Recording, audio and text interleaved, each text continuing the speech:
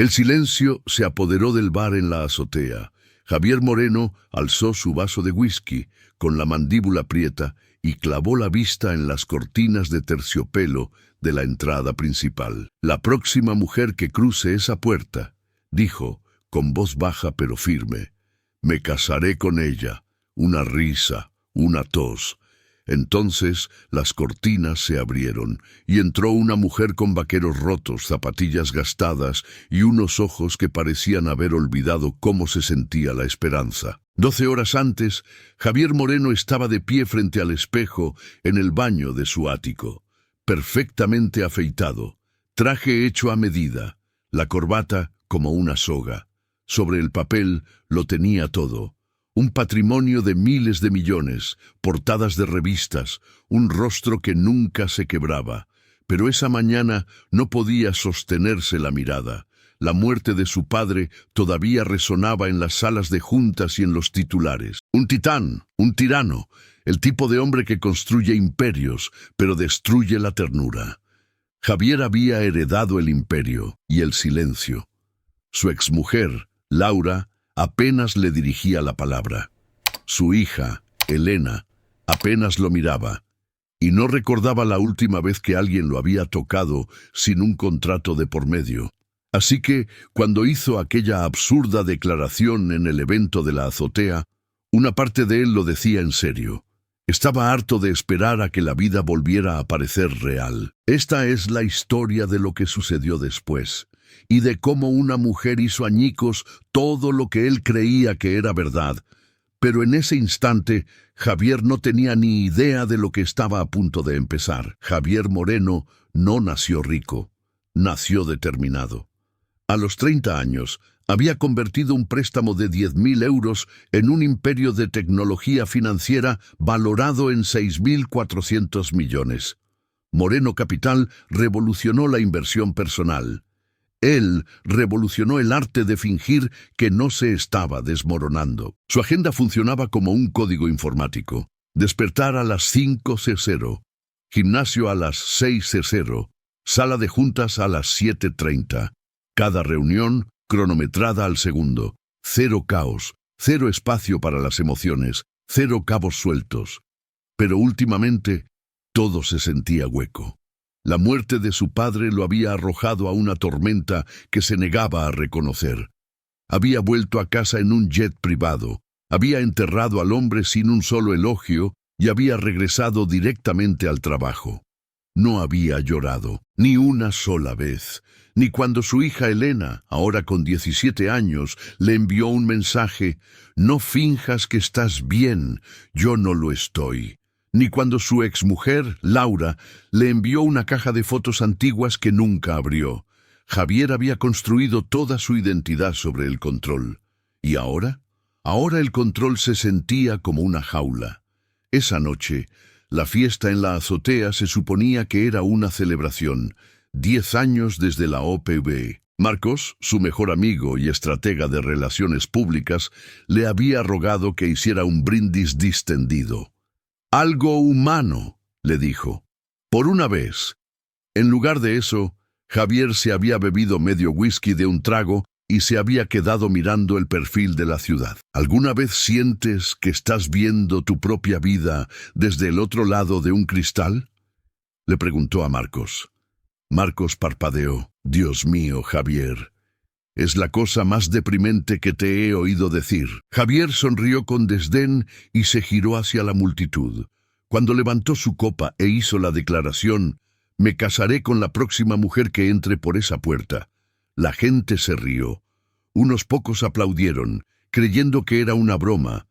Pero Javier no se rió, porque por un breve e imposible momento lo decía en serio. Y entonces la puerta se abrió, y Sofía Ruiz entró. No parecía pertenecer a ese lugar. Sudadera ancha, vaqueros de segunda mano, el pelo recogido como si no hubiera tenido otra opción. Se quedó helada bajo el foco de todas aquellas miradas. Y Javier no se inmutó, se limitó a susurrarle a Marcos: «No digas ni una palabra. porque algo dentro de él, algo enterrado y dolorido, se inclinó hacia adelante en lugar de hacia atrás. Y ahí fue cuando todo, silenciosamente, empezó a deshacerse. Javier no supo por qué cruzó la azotea hacia ella. Quizá porque todos los demás estaban retrocediendo. Quizá porque por primera vez en años vio a alguien que parecía más perdido de lo que él se sentía. La anfitriona le cortó el paso. «Señora, esto es un evento privado. Está conmigo», la interrumpió Javier, con voz calmada pero firme. «Es mi invitada». Un murmullo recorrió la sala. Marcos casi se ahoga con su bebida. Sofía parpadeó, atónita. No conocía a ese hombre. No conocía ese lugar. Solo había entrado para resguardarse del frío porque vio las luces y anheló un poco de calor. «No esto, jamás esto. Yo no pinto nada aquí», murmuró. «Yo tampoco», dijo Javier, ofreciéndole la mano. «Pero aquí estamos». Ella dudó. Luego, lentamente, la tomó. Se sentaron en el rincón más alejado de la azotea, bajo unas guirnaldas de luces tenues. Javier le pidió una copa de vino, aunque ella apenas la tocó. «Sofía», dijo cuando le preguntó su nombre. No ofreció mucho más, solo que había sido profesora de inglés en un instituto, que había perdido a su madre, que su piso se había esfumado después de eso, junto con su trabajo, su seguro médico y, finalmente, su voz en el mundo. Javier no indagó, se limitó a escuchar. Fue lo más humano que había sentido en años. Organizó que se quedara la noche siguiente en una suite de la empresa. Dejó una nota. «Sin presiones. Solo descansa, J». Sofía la miró durante un largo rato y se quedó. Durante los días siguientes, Javier le presentó una comodidad que no había conocido en años. Sábanas limpias, comidas calientes, silencio sin miedo. Contrató a una estilista.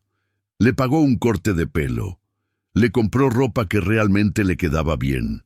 Le concertó una cita con una terapeuta. Dijo que era opcional, pero era evidente que quería que fuera. Sofía aceptó la mayor parte. No por vanidad, sino por incertidumbre, por gratitud, por agotamiento. En el fondo, Javier pensaba que podía salvarla. Y tal vez, al hacerlo, salvarse a sí mismo. Pero salvar se convirtió en moldear, y moldear se convirtió en controlar. 2 semanas después, la llevó a una gala benéfica para jóvenes sin hogar. La ironía era hiriente. Todos miraban, todos sonreían demasiado.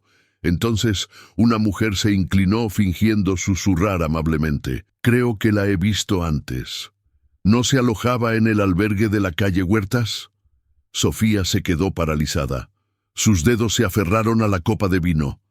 Javier no se dio cuenta, o no quiso darse cuenta. Sonrieron para las fotos, pero por dentro Sofía se estaba rompiendo. Esa noche, en el coche, no dijo nada. Él habló de estrategia, de imagen, de lo orgulloso que estaba su equipo de sus progresos. Ella giró la cara hacia la ventanilla, y en silencio empezó a desaparecer de nuevo. Sofía dejó de hablar. No del todo. Todavía decía gracias.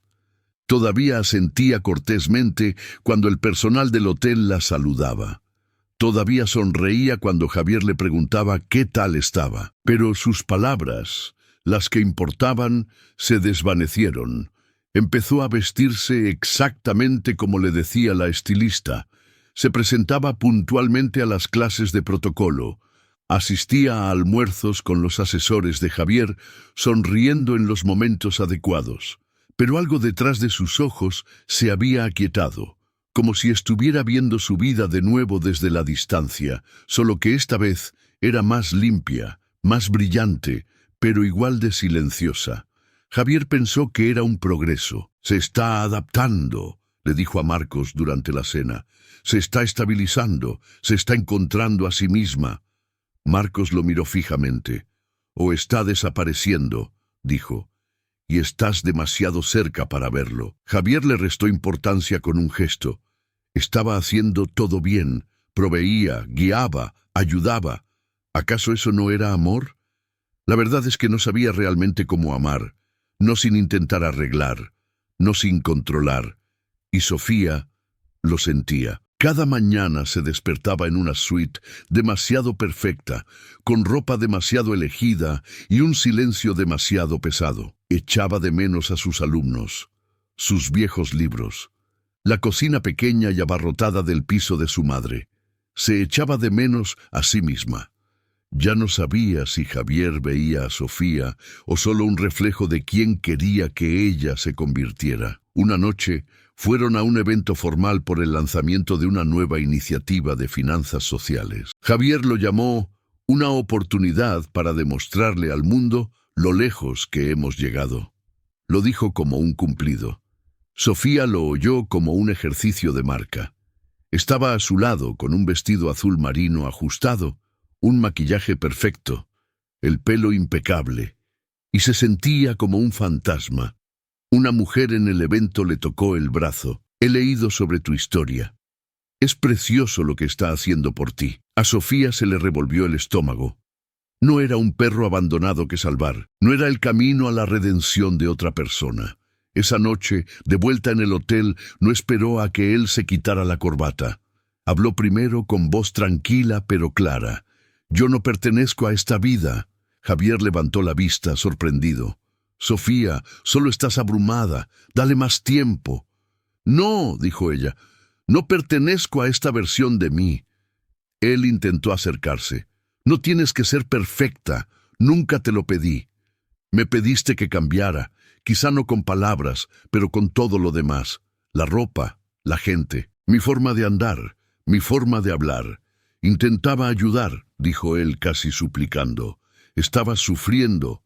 «Lo estaba», dijo ella.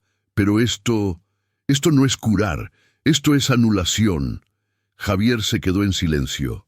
Por una vez no tenía respuesta, porque en el fondo sabía que ella tenía razón. Sofía fue al dormitorio. Cogió la bolsa de lona que nunca había deshecho del todo y se volvió hacia él por última vez. «Necesitaba que alguien me viera, Javier. No que me arreglara, solo que me viera». Se fue en silencio, sin portazos, sin gritos, solo el suave sonido de sus pasos desvaneciéndose en el pasillo. A la mañana siguiente se había ido. Su suite estaba ordenada, su ropa nueva, cuidadosamente doblada sobre la cama. Ninguna nota, ninguna explicación, solo ausencia. Javier se sentó al borde de la cama, todavía con la camisa de la noche anterior. A su alrededor, suelos de mármol, cortinas de seda, bandejas de desayuno intactas. Todo lo que el dinero podía comprar, y nada de ello hacía el menor ruido. Su móvil vibró. Era Elena, un solo mensaje. «Sigues construyendo imperios, papá, pero no tienes ni idea de cómo quedarte. Quizá por eso todo el mundo se va». Le dolió más de lo que esperaba. Por primera vez en su vida adulta, Javier Moreno se sintió completa, irrevocablemente solo. ¿Alguna vez has intentado arreglar a alguien pensando que era amor, solo para darte cuenta de que lo estabas perdiendo en el proceso? O quizá has estado en el otro lado, cambiándote a ti mismo para encajar en el sueño de otra persona. Cuéntame tu historia en los comentarios. A veces tu voz puede ser exactamente lo que otra persona necesita oír. Javier no fue tras ella, no porque no quisiera, sino porque, por primera vez, se dio cuenta de que no sabía cómo hacerlo. Deambuló durante horas por la suite vacía. Tocó el lomo del libro que ella había estado leyendo. Se sentó en el suelo, junto a la ventana desde la que ella solía mirar la ciudad, como si intentara recordar quién era antes de todo aquello. Abrió el cajón de la mesilla de noche. Dentro, una servilleta de su primera cena en el bar de la azotea, doblada con esmero, escrito con tinta azul: «Gracias por verme». Ese. Se quedó mirándola. No era un adiós, no era ira, solo honestidad. Y entonces lo comprendió. No la había visto de verdad, no a Sofía, había visto potencial, había visto una segunda oportunidad para arreglar lo que había arruinado con su hija, había visto algo roto que creía poder pegar, pero ella no estaba rota, estaba agotada, estaba de luto, era ella misma. Había intentado reescribirla en lugar de leerla. Esa tarde, Javier canceló todas sus reuniones. No volvió al trabajo, no llamó a Marcos, no intentó controlar la narrativa. Se subió a su coche y condujo, sin saber a dónde iba, hasta que se detuvo frente al albergue que Sofía mencionó una vez en una de sus primeras conversaciones, el lugar donde se quedaba cuando llovía y no tenía otro sitio. Se quedó un largo rato frente a la entrada, con las manos en los bolsillos, sin ningún plan, solo con el extraño dolor de querer hacer algo real. Dentro, un voluntario se le acercó. ¿Busca a alguien? Negó lentamente con la cabeza. Creo que me busco a mí mismo. El voluntario no se rió, solo asintió. Mucha gente encuentra trozos de sí misma aquí. Se quedó 1 hora, luego 2. Escuchó historias, dolor, risas en lugares donde no las esperaba. Nadie lo reconoció, a nadie le importó quién era, y por primera vez en años, eso le sentó bien. No sabía lo que estaba haciendo, pero por una vez no necesitaba tener razón, solo necesitaba ser. Javier volvió al albergue a la mañana siguiente.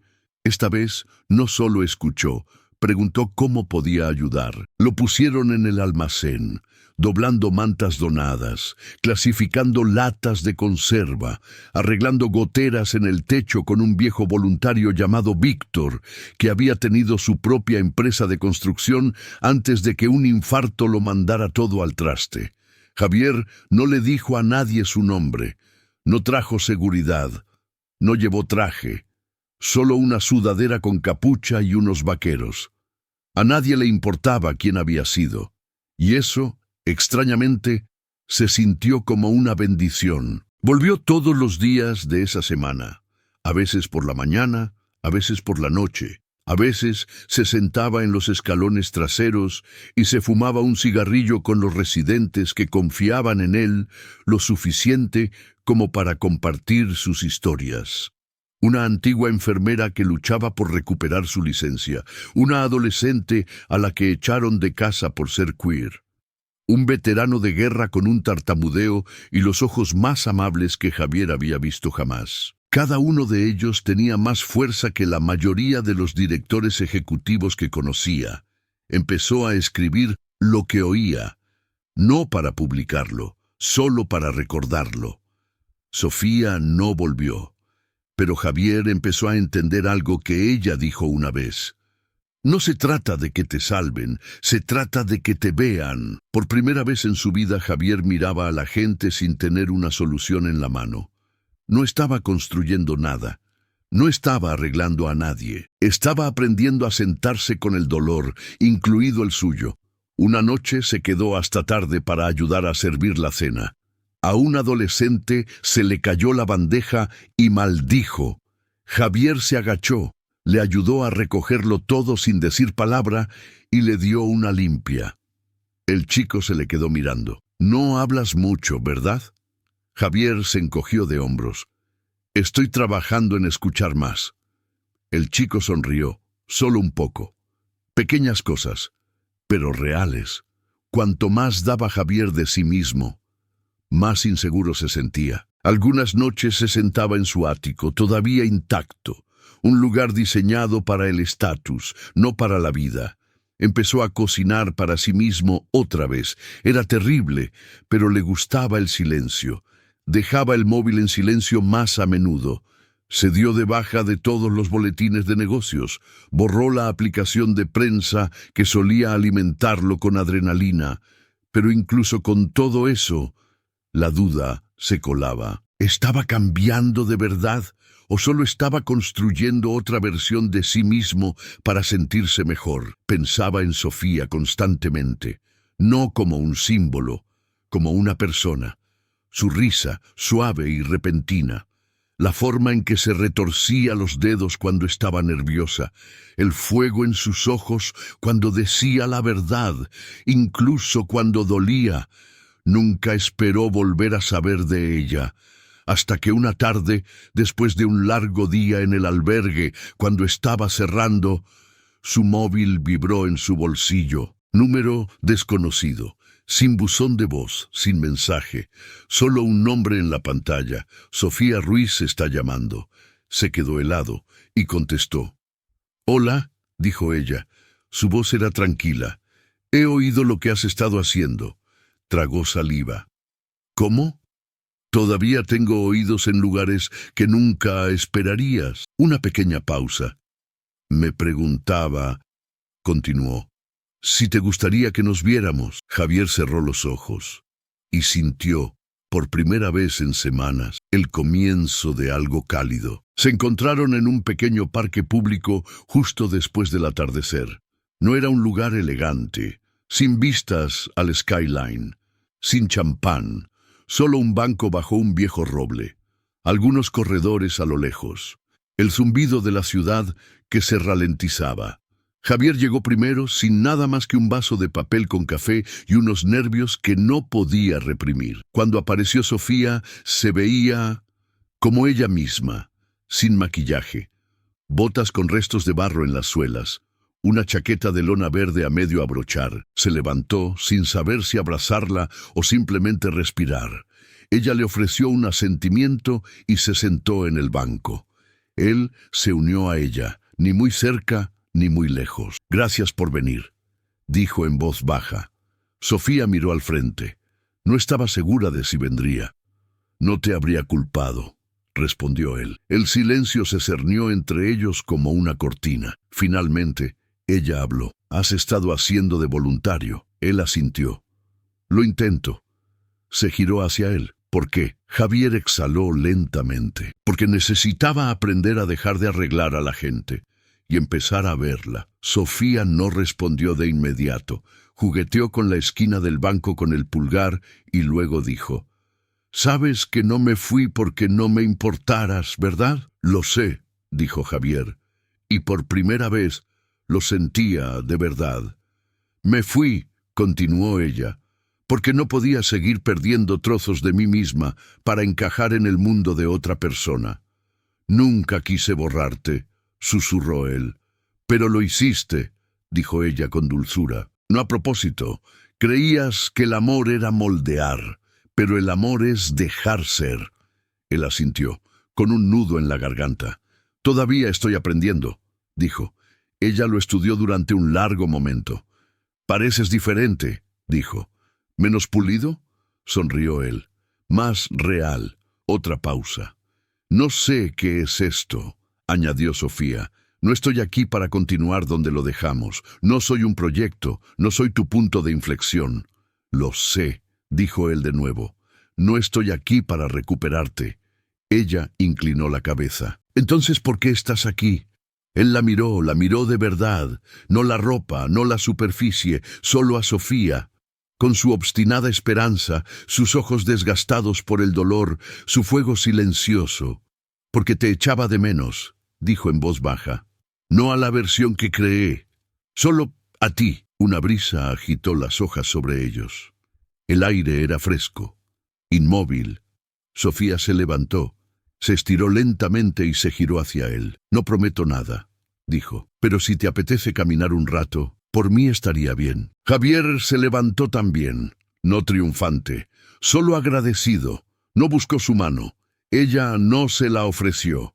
Caminaron uno al lado del otro bajo las farolas, sin etiquetas, sin planes, solo dos personas, avanzando, un paso honesto cada vez. Pasaron las semanas, luego los meses. Javier no volvió a su antigua vida, no persiguió los titulares, no anunció un cambio de imagen de marca, simplemente siguió apareciendo. En el albergue, en centros cívicos, en colegios que necesitaban financiación tecnológica y un apoyo discreto. Había hecho las paces con algo que su padre nunca pudo aceptar, que el legado no se mide en riqueza o poder, se mide en presencia. Él y Sofía se veían a menudo, a veces caminaban en silencio, a veces se sentaban en cafeterías discutiendo sobre poesía, a veces no hablaban durante días, y también estaba bien. Nunca definieron lo que eran, pero estaban ahí, de forma constante, con delicadeza, con honestidad. Elena, su hija, empezó a visitarlo de nuevo, al principio torpe y cautelosa, pero luego, lentamente, algo se descongeló. Una tarde, Elena le dio a Javier una foto. Eran él, Sofía y Elena, sentados en un banco del parque, riéndose mientras comían algo de un puesto callejero. «Pareces diferente aquí», dijo ella. Él sonrió, con los ojos tiernos. «Lo soy». Sofía acabó dirigiendo talleres para mujeres en transición desde la situación de sinhogarismo. No como un símbolo, no como una inspiración, simplemente como alguien que había estado allí. No quería ser la historia de nadie, pero era un recordatorio, que a veces lo más poderoso que puedes hacer por alguien es verlo sin intentar reescribirlo. Javier nunca más hizo grandes declaraciones en eventos de lujo, pero si alguien le preguntara qué cambió su vida, diría: una mujer cruzó una puerta y yo finalmente decidí abrir la mía. Tal vez ha sido Javier, intentando con todas tus fuerzas arreglar a alguien, pensando que eso era amor. O tal vez ha sido Sofía, a la que le pidieron que se hiciera más pequeña para encajar en la idea que otra persona tenía de quién debía ser. Y tal vez, solo tal vez, sigues en algún punto intermedio, aprendiendo a soltar el control, aprendiendo a amar sin reescribir. Si esta historia ha tocado algo en ti, aunque sea silenciosamente, dímelo en los comentarios. A veces tus palabras son el espejo que otra persona necesita para sentirse vista. Deja un like si crees que el amor no significa cambiar a la gente, sino hacer espacio para quienes ya son. Y si todavía te estás convirtiendo en el tipo de persona al lado de la cual alguien puede caminar, no detrás, no delante, entonces suscríbete, porque todavía nos quedan muchas historias por contar. Historias que nos recuerdan que a veces todo lo que se necesita es un paso a través de una puerta para cambiarlo todo.